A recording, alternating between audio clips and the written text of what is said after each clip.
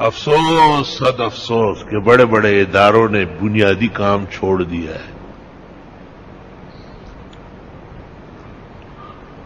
کسی زمانے میں تبلیغ بھی بڑی سرگرم ہوتی تھی اور ان کے ہاں جو حلقے لگتے ہیں نا بڑے اجتماع میں، اس میں وضو کا طریقہ اور نماز کا طریقہ اور ہاتھ باندھنے کا طریقہ، نیت باندھنے کا طریقہ سب سکھاتے تھے.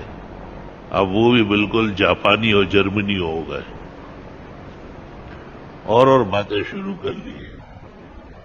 جیسے جیسے بھائی عبدالوہاب بوڑھا ہو رہا ہے اور 97 98 100 سال کے تو ہو ہی گئے، اسی طرح تبلیغ بھی بوڑھی ہو رہی ہے.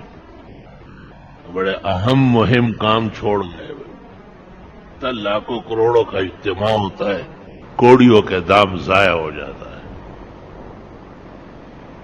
چونکہ مخلص و محسن لوگوں نے تبلیغ کی بنیاد رکھی ہے، اس لیے اعمال رہیں گے، اجتماعات بھی ہوں گے اور پہلے سے بھی بڑھیں گے.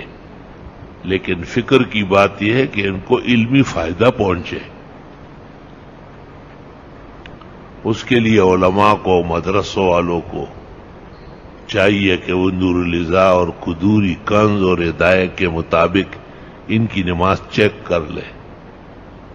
نماز کو کتاب کے مطابق پڑھنا پڑے گا.